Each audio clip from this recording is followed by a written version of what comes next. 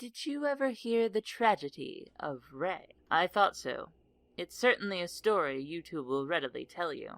Rey was a protagonist from the Star Wars sequel trilogy, with a mystery box so strong and big, she could use good questions for another time to create intrigue. She started so powerful, the only thing she had to worry about was losing audience investment, which eventually, of course, she did. Unfortunately, her sacred Jedi texts taught her everything off-screen, and then the stories killed the investment between movies. Ironic. She could save others from death, but not her trilogy. Today we'll be examining Rey of Disney Star Wars and why, for this chick at least, she didn't exactly land the right way. Spoilers ahead for all of Star Wars. We'll be examining her character in the most familiar way, films only, no outside materials. So let's get started. Part 1. Rey from Nowhere's Journey to Nowhere. Rey was a scavenger girl living alone on backwater desert trade planet number 2, who gets swept up in a battle between the Resistance, sometimes confusingly called the Rebels, and the First Order. Along the way, she makes friends with BB-8, Finn, Chewbacca, Han, and the Resistance.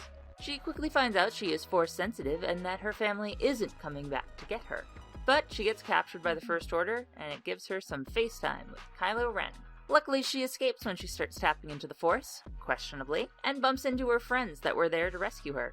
She helps them blow up Starkiller Base, witnesses Han's death, and tries to flee with Finn. Kylo teleports in front of them and throws Rey into a tree. Finn does his best, but ends up with a slashed spine for his trouble, and it's up to Rey. Kylo proves to be too much for her at first until he reminds her that the Force is a thing. Strange she had to be reminded of it so soon after pulling the saber out of the snow, but oh well. She uses the Force to outduel the injured Kylo and gives him a nasty scar.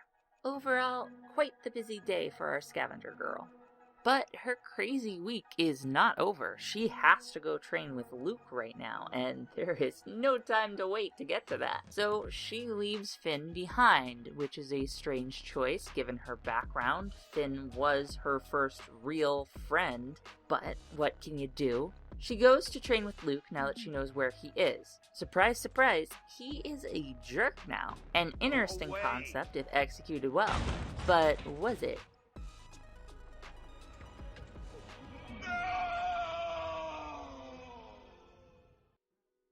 While Luke will be a topic for another time, what is important is his effect on Rey.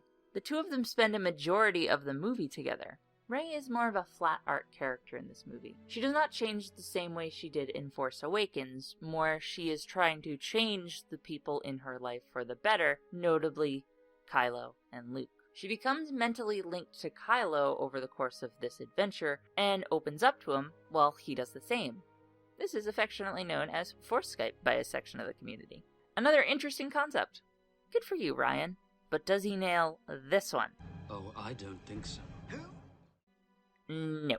Ignoring the fact that the rules for this power can seem very inconsistent if you're paying attention, it's only going to work for you if you don't care that he just killed Han a few days ago, and Rey no longer cares enough to be angry with him.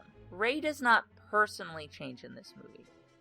She doesn't gain a new philosophy as a result of her talks with Kylo. She only believes him to be capable of change, and he disappoints her. She does not suddenly think others in the First Order can be saved. She even giddily shoots them down later in the film.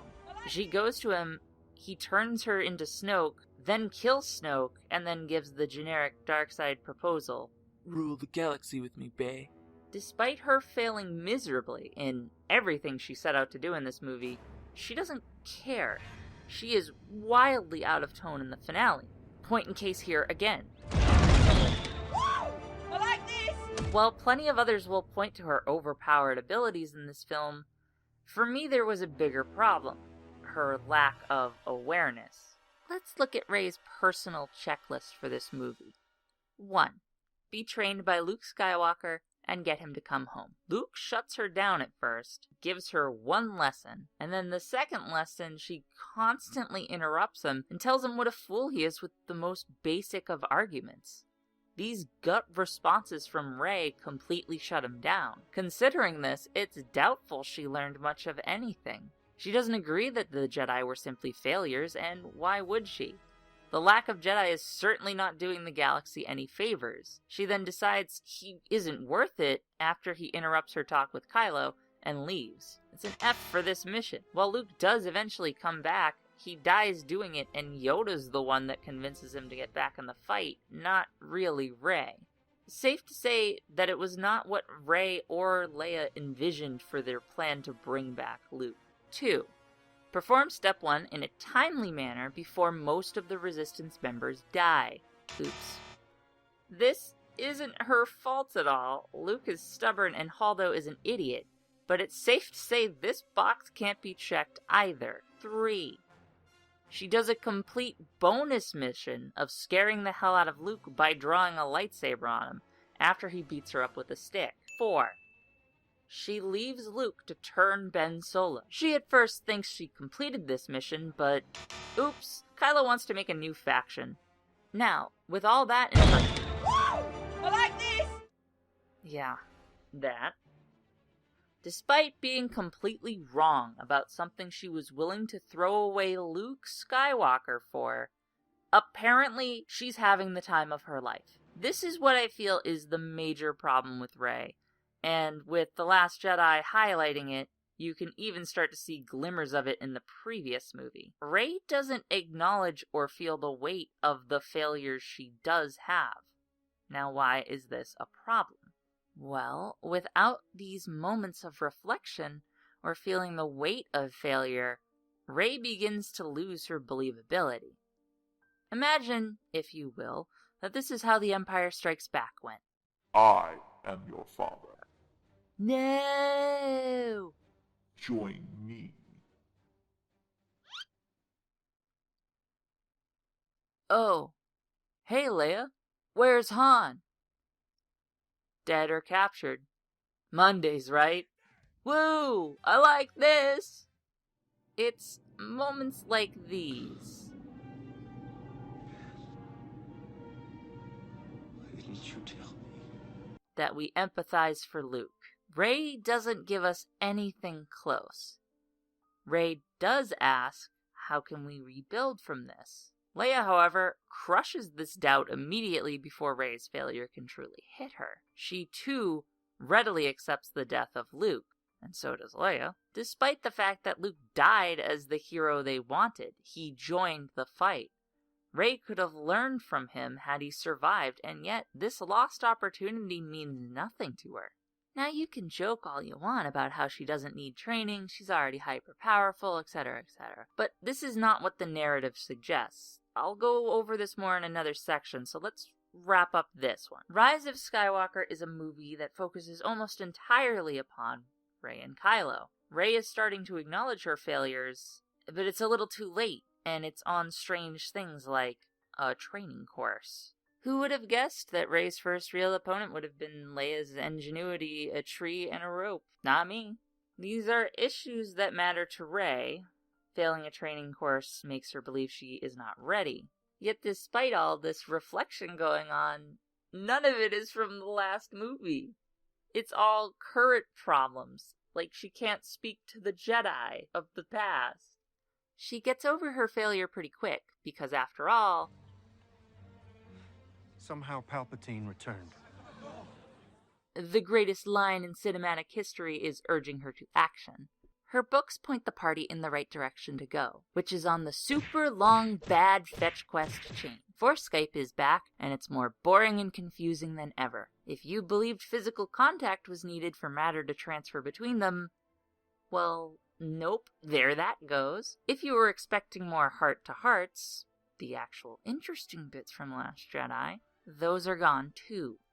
Instead of getting a deeper look at the characters, their conversations have become, So, what are you doing later? oh, looking for directions. Cool. You. Turning you to the dark side later. Cool. We'll see. That doesn't make sense. It might have actually served this movie better to just tell us the epic twist from the start. It would have given these two something interesting to talk about for the movie.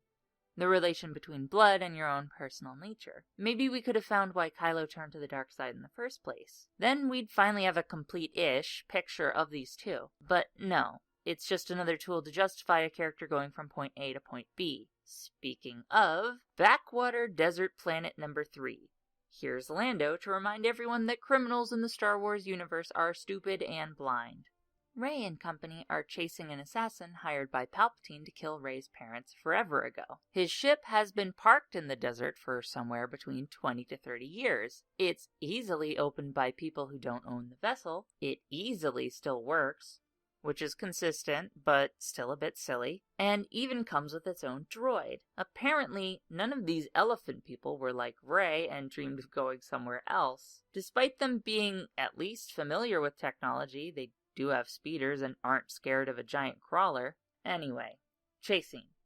A chase scene that should have probably just involved the Knights of Ren instead of random stormtroopers. I don't understand JJ's obsession with making certain stormtroopers randomly super competent, but for the rest of the movie they suck. This guy lands 2 rocket shots back to back once his buddies are dead. Where was that skill before, buddy? Instead, a Knight of Ren could have blown them into this quicksand pit. They could have sunk too fast for the Knights to capture them in time.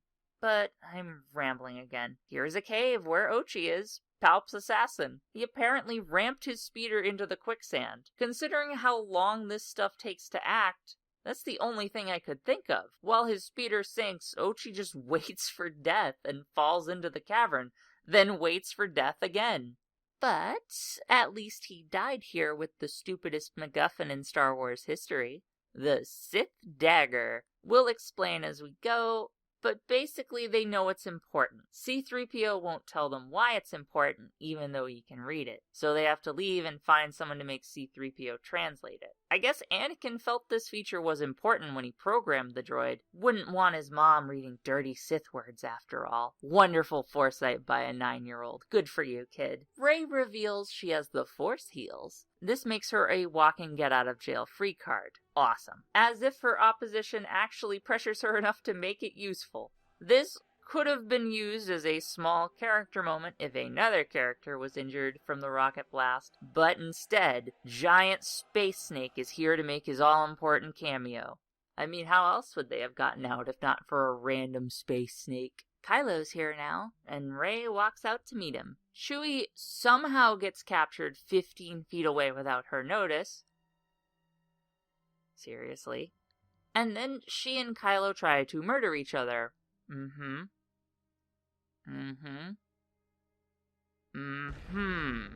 Wow, Plo Koon.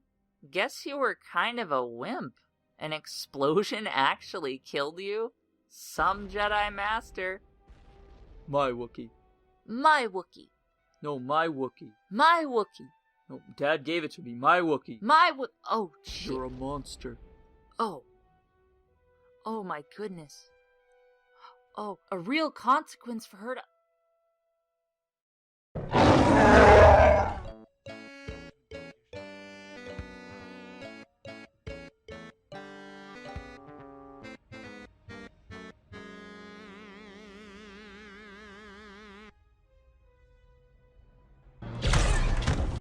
Oh, that was short-lived. At least they had the manners to show us immediately rather than drag this out. Anyway, Kylo watches Rey leave for some reason so they can be pursued by the Knights of Ren, waiting in space for some reason so they can arrive on the planet where C-3PO can be reprogrammed to read the dagger, but they lose his memory in the process. Despite them bringing attention to the fact R2 can back up his memory, they play this off as a dramatic death. Again, for some reason.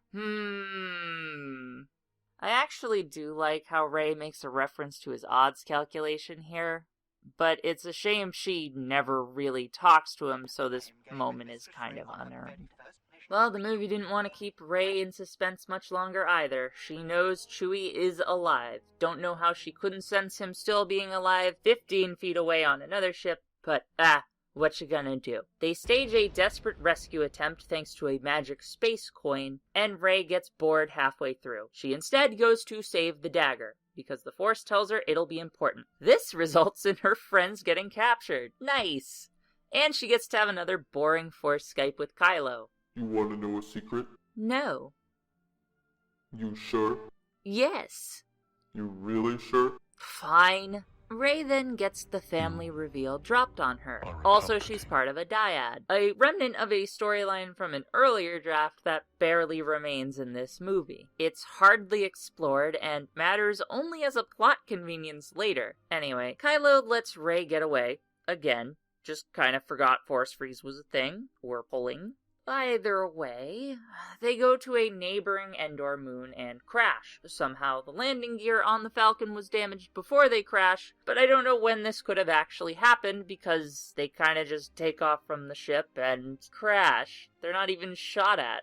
Rey is told to wait, doesn't, and surfs her way to the Death Star that is somehow intact and somehow had the dagger carved to match the outside. I don't think JJ has seen what the ocean does to beached ocean liners on Earth. This thing wouldn't be aligned perfectly after a few years. Look at those waves. And it's been 20 to 30 years just sitting here. Whatever, it's space metal. That can be waved away. What really can't, though, is how much of the interior is still intact. This was a giant explosion, and despite that, it still has working power. All these trooper helmets are neatly placed on the ground as if the explosion wouldn't have melted them. Rey finds her MacGuffin and then fights some trailer bait. We all knew this was going to be a vision. I don't think anyone was fooled by this for a second. We're back to another engagement between Kylo and Rey. Kylo taunts her into attacking him and the two do battle. This is a battle that really needed some music to help it. The choreography is the worst it's been. Look at some of these swings. For some reason, both of them have a strange obsession with reverse grips in this fight, with Rey throwing out the worst. What is this? The storyline really doesn't help this fight stand out on its own either, but why? See, we have this nasty thing called memory. You don't even need a very good one either. Remember the last time Rey flirted with the dark side? And how that problem was solved immediately by, oh look, another fake out. Yeah, this movie has not built credibility in terms of consequences. If Rey had actually killed Chewbacca, silly as it would have been, there would have been weight to this whole battle. A slight weight. But it's better than nothing. Now both of Rey's #darkside moments are both muddled by immediate Uno reverses. This plot point is doomed. Even if they continue to tease she could turn, we know it's not going to result in any lasting consequences, even if her actions end up tragic. Hilariously enough, now Rey wants to repeat The Last Jedi, starring herself as the Grump. Even though she's trying to copy Luke's flawed logic, this is even dumber. The galaxy is dead in like 6 hours. How does she think this can help? Luke is back, and I will say, this whole island sequence is dumb. It creates a ton of holes and questions, but it is nice to see Mark Hamill actually enjoy himself. Last Jedi clearly depressed him, so even if I'll give this pep talk a generous B-, seeing him smile made me smile, you know? His pep talk yet again buries any kind of arc she could have gone through. Had Rey traveled to Exegol in her current state, it might have created just a little more tension. She'd be following up on her determination to destroy the Emperor, so maybe it would do something? You'd have to remove other lack of consequences from the previous darkside choices to feel anything, but whatever. In another episode of I'm Jealous of However This Galaxy Constructs Its Equipment, Rey's X-Wing still works, and she's gonna take it to Exegol. Dunno how it works. There are most phones these days that can't last 5 seconds in the toilet, and yet this thing's been 20 years underwater, and it works just perfectly. No problems, she doesn't have to fix it unless you're reading the novelization. But we're not counting that. Most of us had enough of doing homework back in school, so safe to say we shouldn't need to do more to understand a movie. So, Rey takes the miraculously travel-worthy X-Wing to Exegol. She shows up to talk to Grand Palps, who says when she kills him, his spirit will transfer into hers. Palps keeps talking like she'll turn to the dark side at any moment, but he really hasn't seen the rest of the movie. Anytime there might be a consequence for her actions, something bails her out. In this case, her friends are in trouble. But Ben is here, somehow, with no MacGuffin. And what is either a Death Star TIE fighter, which that'd be easier to find, but yet again, how is it working? And also they don't have hyperdrives. Or this is a First Order TIE fighter, in which case, how did Ben, yeah, he's Kylo no more, get off the planet to get to one of his First Order cruisers? And how awkward was it when he went to go get one? Hey guys, sorry, Supreme Leader here. Just need to pick up a new shirt and a new tie. Yeah, I ditched the helmet again. Had another hissy fit in the elevator. You know me. Anyway, when the moment arrives that Rey considers Palp's offer, Ben Solo arrives to help and give her an out. Before we can get an epic final boss battle, we learn that randomly discovering new powers runs in Rey's blood, as Palps realizes he can restore his life force with their bond. He looks so confused at first that he can do this, and he just rolls with it. Call me a simpleton, but I think a stupid 2 versus 1 final battle against Palpatine would have been a more entertaining way to end this movie. Instead, Ben gets thrown down a pit, never to be seen again. Rey asks the Jedi for help, and they leave her encouraging voicemails. Maybe also Mace lets her know that a lightsaber can deflect Palpatine's lightning, and he'll just kill himself, but Mega Palps has grown in power. Now, one lightsaber only holds back his power. But fortunately, Luke gave her 2. God, this looks straight out of a fan film. I'm guessing his lightning being deflected back is a loophole in his ability to take over her body. It is his lightning killing him, and he doesn't know how to shut it off. So, not very well explained, but whatever. Palps is dead until Disney decides he isn't. Rey's also dead, I guess. Sure. Ben Solo is back, and he revives Rey, having also learned that healing power. She's revived, they kiss with just as much setup as Rose and Finn, then he dies and disappears immediately. All the bad guys' stuff blows up, because I guess the Resistance was ready to win, and they all go home to celebrate. Rey then takes BB-8 to Tatooine and buries the Skywalker sabers here for some reason. Don't know why. She has never even been here. I don't think anyone has mentioned this planet to her once, but yes, Anakin and Luke hated this place, and Leia only has bad experiences here. It's almost like there's this giant Wait a minute. Rey picks the most inappropriate burial site anyone could think of. Behind Rey's eyes, someone's watching as the Skywalker ghosts smile uncomfortably. Finally, he makes them roll in their graves as Rey adopts the Skywalker name and has her stare off into the twin suns. Rey Skywalker. Oh my god. Palpatine did take over at the last second. Rey's insensitive burial ritual finally explained. Please look out for my theory video. That will never happen. Alright, let's set aside the tin hats for a second and get back to Rey. Rey has a very front-loaded journey. All of her character adjustments and development as a person come in late Force Awakens and early Last Jedi. Last Jedi isn't even so much a character adjustment as it is believing one particular character in the universe can become a good guy. This leaves Rey with a personal journey that spins around in the mud. Compare Luke in A New Hope. But I was going into Toshi Station to pick up some power converters. Why are we still moving towards it? This place can be a little rough. I'm ready for anything.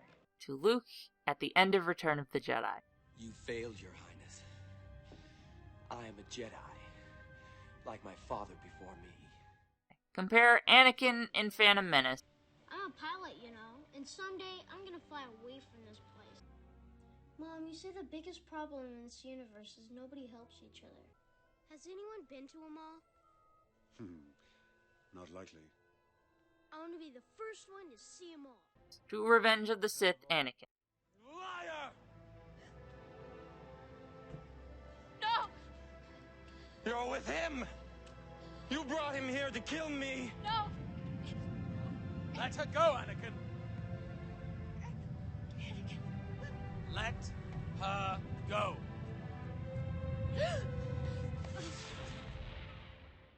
These two grow and change substantially over their journeys, but Rey just remains Rey. She learns a few new Force tricks, but growing in talents is only so interesting. By the time we see her struggle, it's in a movie that doesn't want to commit to consequences. Not only can Rey reverse fatal injuries, but characters will just repeatedly revive themselves without her. So what are we left with? A scavenger girl who kind of participated in the Resistance versus First Order battle. Most of her own personal stakes and investment come into play when she is worrying about her heritage. Because of how little she struggles, there isn't much a reason to build empathy with her. Everything's just gonna sort itself out. While some people claim she's too perfect, I mainly take issue with her lack of struggle and self-awareness. Because highly competent characters can be well done. A recent example that comes to mind is Elizabeth Harmon from The Queen's Gambit. Spoilers ahead for Queen's Gambit in 3, 2, 1. Elizabeth Harmon is a hyper-talented chess player. Throughout the entire series, she only loses a handful of times. She struggles with just about everything else outside of her chosen profession, though. It is, of course, helpful that we see Elizabeth Harmon get trained in chess by someone who is very good at it and passionate. That already explains a good portion of her talent, but the series attributes it as a natural gift. We see her struggle with substance abuse, self-doubt, relationships, lack of money, and all those in between. This leaves her true lone skill her chess playing.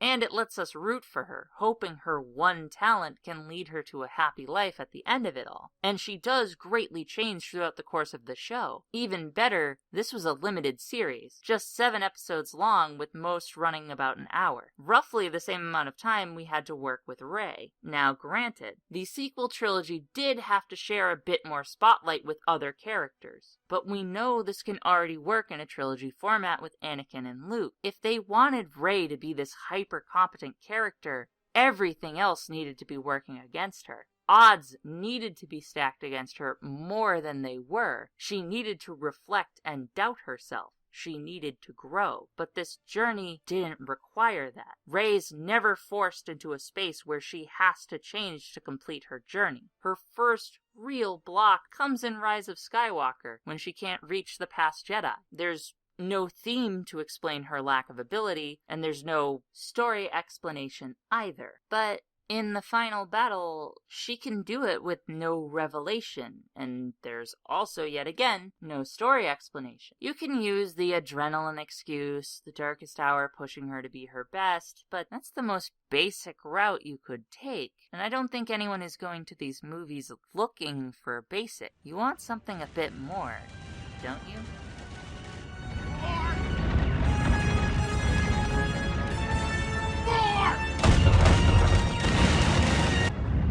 That's enough. That's enough! Part 2. Rey's unfortunate personality. When characters don't change much, they are often referred to as flat arc characters. These are not bad characters by any rate, they can easily work in the right setting, but their personality needs to be intriguing or entertaining to keep the favor of the audience. Rey is a character that, by Daisy's words, just wants to do the right thing. And essentially all I found Rey trying to do in the first one was she was trying to do the right thing, like she was trying to help BB-8, and then she was trying to help Finn, and now she's trying to help the Resistance.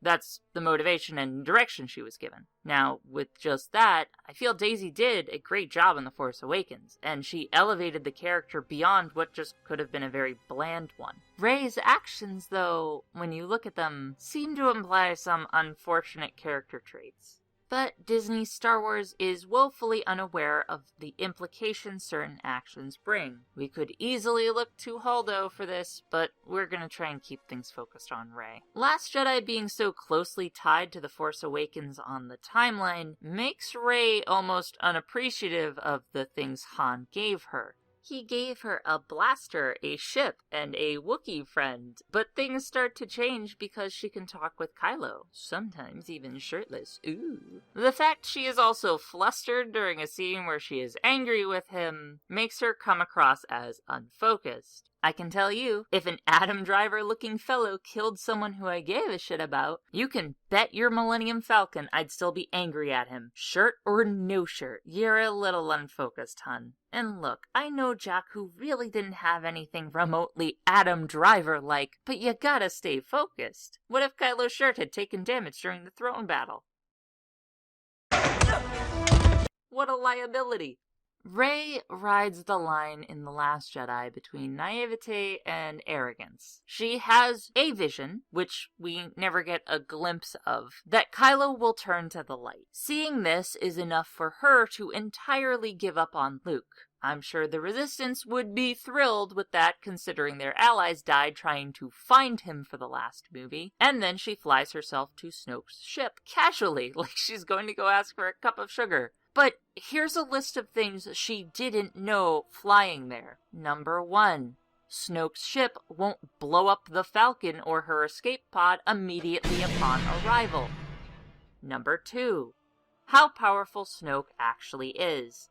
Considering how easily Palpatine defeated Rey and Kylo in Rise of Skywalker, it wouldn't be too shocking if Snoke could do the same to the lesser-powered versions of them. Number 3. That she wouldn't be put in a cell for an unknown amount of time until her vision took place, leaving the Resistance to just die while she sits there in prison wondering what went wrong. Number 4. That Haldo was going to ram a Star Cruiser into Snoke's ship, potentially killing them all if her 1 in a million had struck the throne room.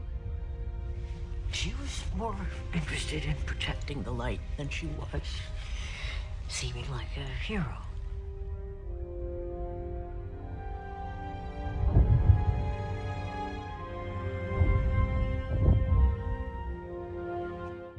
Number 5. That Ezra Bridger would interfere with the fight from a world between worlds and pull this dagger out of Red Guy's hands and through the super time portal that now exists in Star Wars. Thank you, Disney. Red Guy's disappearing dagger finally explained. Rey's survival made sense all along. Please look forward to my full explanation in another theory video. That will never happen. You think Chewie would try to talk her out of this move, but he has become uber Chewbacca. If someone tells him to fly somewhere, you can sure bet he's going to do it. Please make sure to rate Chewbacca 5 stars, Rey. His flying has really improved. Or how about Rise of Skywalker, where she seems to spend a majority of the movie doing things on her own? I'm not joking. You could reasonably call this movie Solo a Star Wars story and get away with it. Here, look. Sorry, guys. Have to go on my own. Sorry, guys. I have to go on my own. Sorry, guys. I have to go on my own. Sorry. Time to end the Jedi on my own. Sorry guys, I have to go fight Grandpalps on my own. By the way, I'm Red 5 now. It's strange. This is a really weird occurrence that is only referenced once in the dialogue between her and her friends, but not something she needs to stop doing. It's especially strange since her decision-making just leads to more problems. Her loud Wookiee friend, who is always very verbal about being captured, is 15 feet away and being captured without her hearing about it.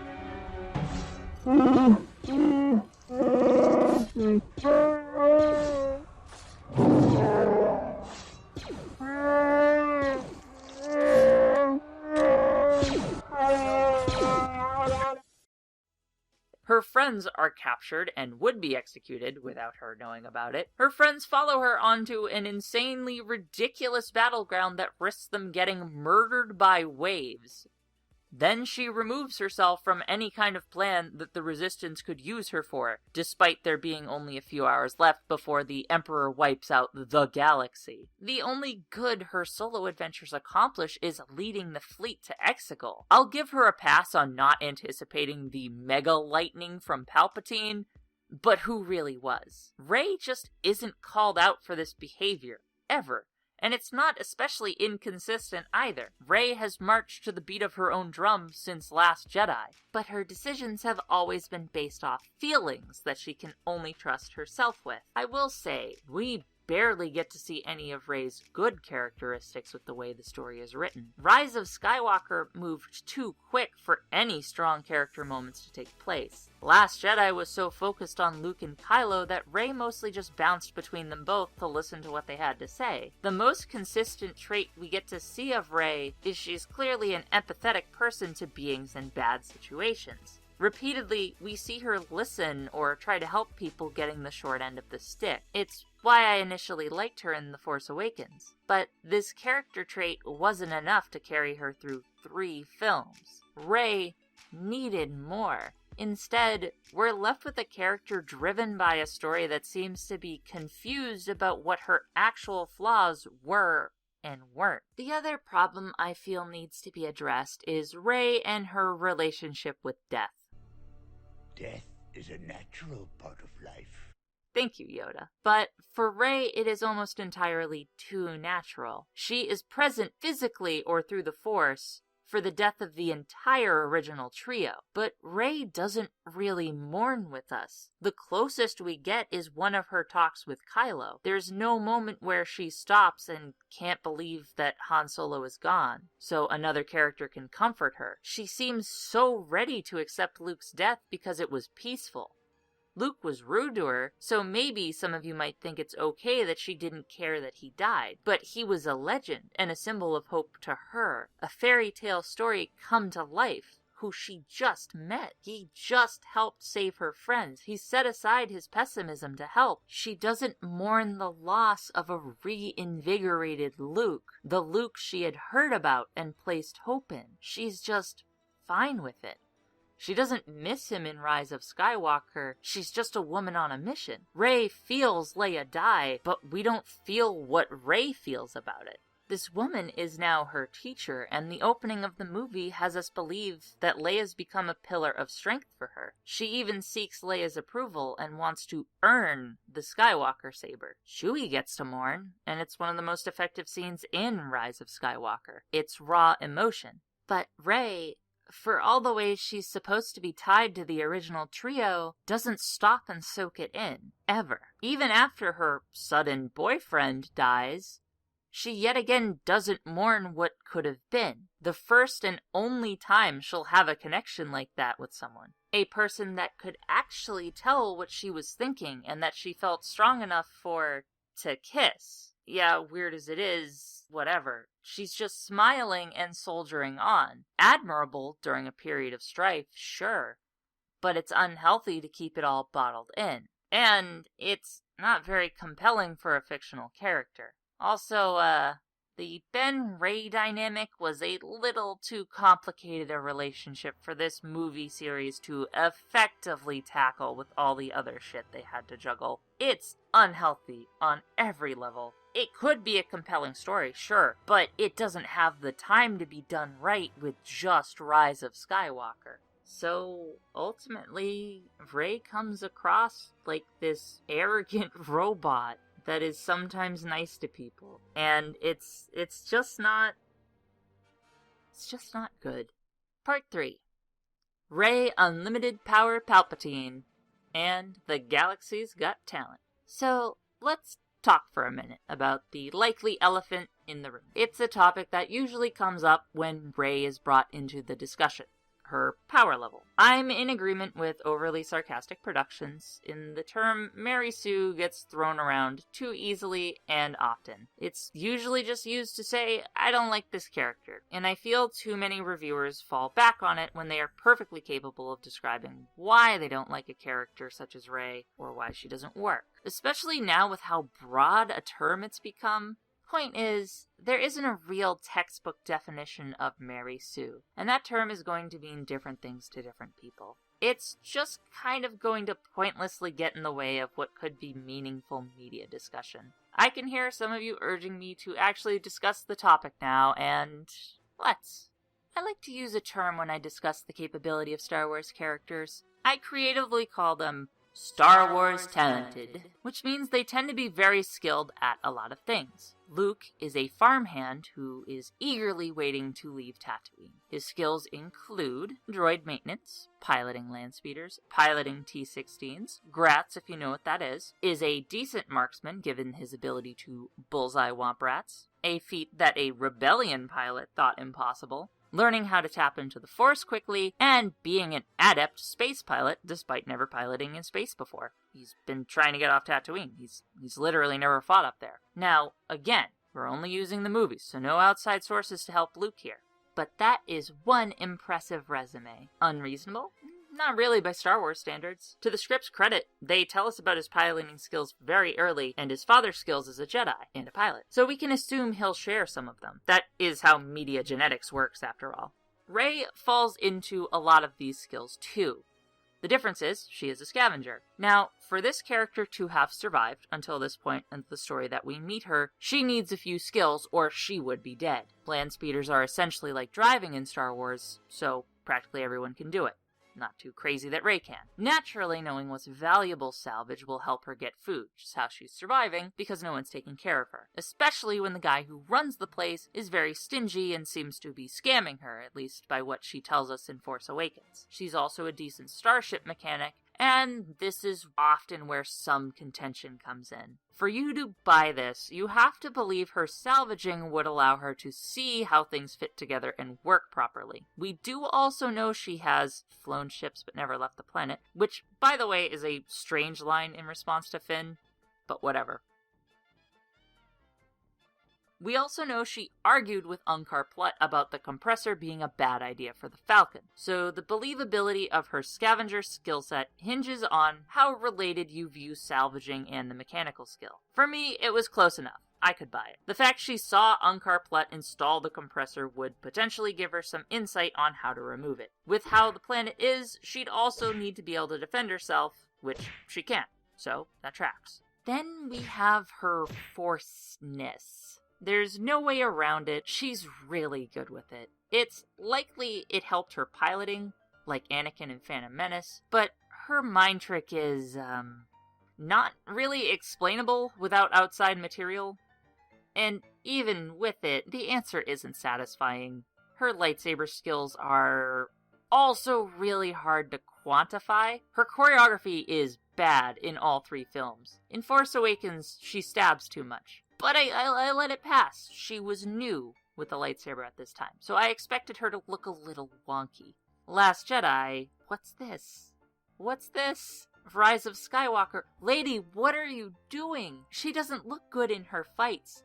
Funnily enough, she only wins one duel. She draws another and loses her third. She beats some red guys, though it seems Ryan just intended these guys to be kind of fodder for some reason. Even though she has to be saved by editing, or Ezra Bridger. Yes, lightsaber and a metal staff. Not a complete one-to-one skill set transfer. But I did at least think that some of the concepts of melee combat, such as proper spacing, would transfer over. I could see her beating a wounded Kylo. I felt the film showed enough evidence that his wound was affecting him. But some people feel he should have sold the injuries harder, which, yeah, I would have preferred it. But I felt the film was at least trying to tell me Kylo was not fighting at 100%. And hey, each fight Rey is in with Kylo at 100%, she can't beat him, at least without cheap shots. But we didn't have this information to work with in Force Awakens or Last Jedi. And Snoke even chides him for losing, so you can be forgiven for thinking that Kylo might have actually just been at 100% in The Force Awakens. Now, Disney is just different with how they approach storytelling than, say, George Lucas is. Rey is written by multiple people who have different definitions of, let's say for example, she is strong with the Force. Which is why we have Rey struggling to pull a lightsaber out of the snow, and then 3 or 4 days later, lifting all the rocks, and then letting everyone drown in the sand when she could stop it. Luke had the advantage of being written by one guy who understood his universe and where Luke was in relation to other characters. But ever since we got Disney movies for this franchise, I have added a new term to my fictional dictionary: Disney Star Wars talented. Which translates to a character is over the top good at their skills they have in a visual sense. We have a wonderful example to demonstrate the effects of this term and its differences. Look no further than Han Solo. Look at him in his spin-off movie.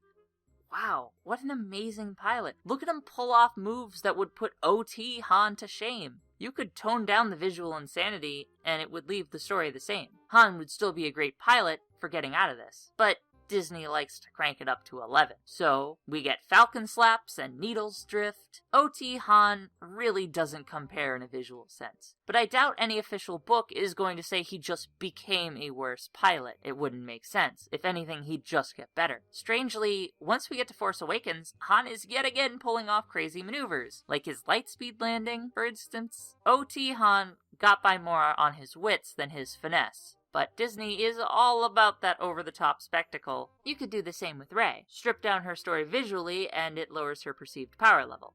How much would it change? Well, the piloting scene is easy enough. Have Finn climb to the other gunner seat that we know exists on the Millennium Falcon, while Rey tries to keep the ship steady enough for him to make it to this new seat. They still escape, and Rey has no crazy reverse flip stall maneuver. Kylo versus Rey. Have Finn get a far more compromising stab on Kylo. Have it disable his main sword arm or something. Maybe even just have him lose his right arm. Have Rey beat a one-armed Kylo who is bleeding out from a Wookiee crossbow. Last Jedi throne room battle. Have Rey get injured and have Kylo clean up the entire fight to build his credibility as a main threat later. With Kylo exhausted from the fight, only then can Rey tie him in a forced tug-of-war. The stupid rock scene that pisses everyone off. Ryan, you revealed Leia had the Force. Just have her help move the rocks. Have Chewie help move the rocks. And have the Resistance, because I assume they want to live too. Rise of Skywalker. Force healing.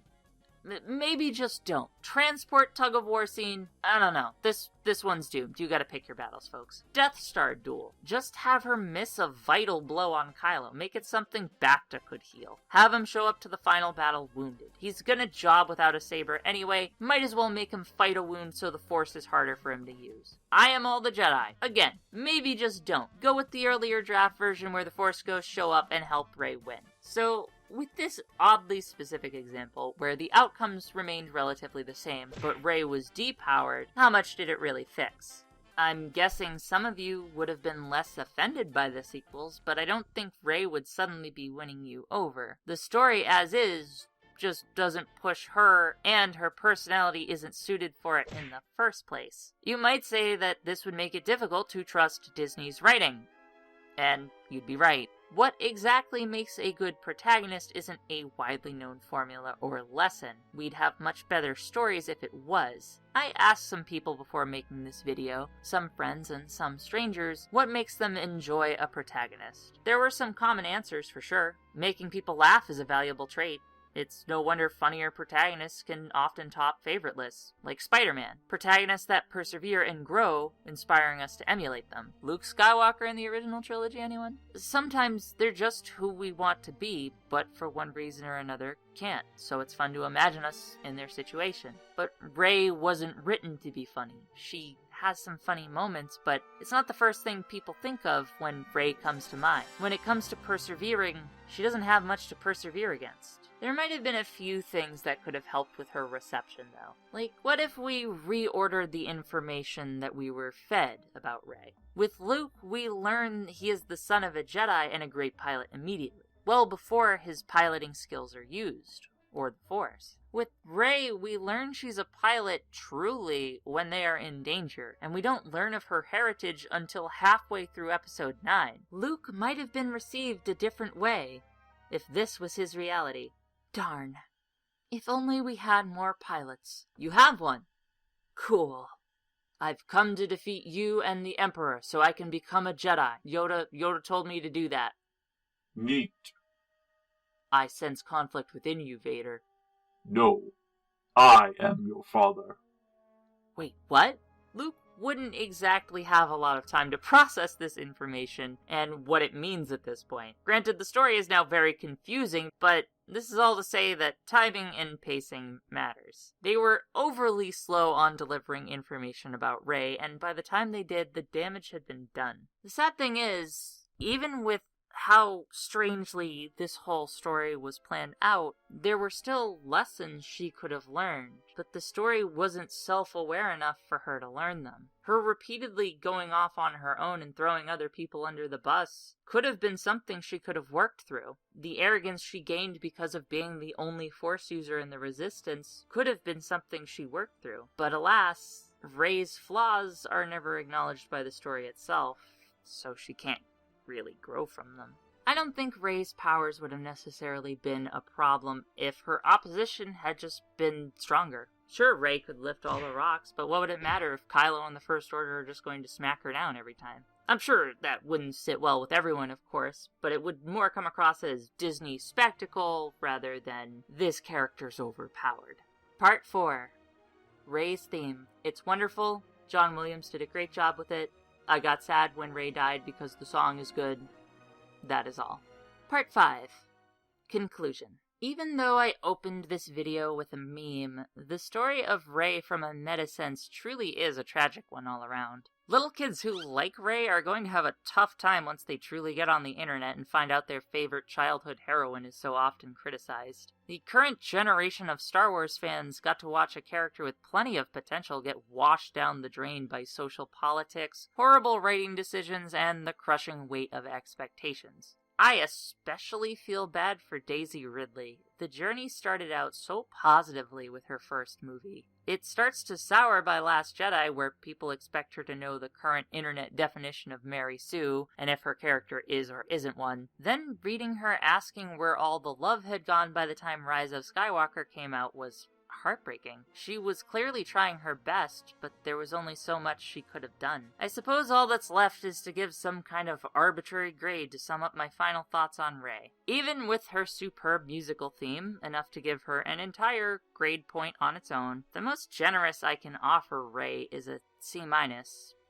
Below average. She has her bright spots. They're just a little too few and far between. Her fantastic introduction to the series, her music, but you could certainly do a lot worse than Rey as a protagonist. And on the flip side of that, that's a curse in its own right. The biggest crime a piece of media can perform is to be boring and forgettable.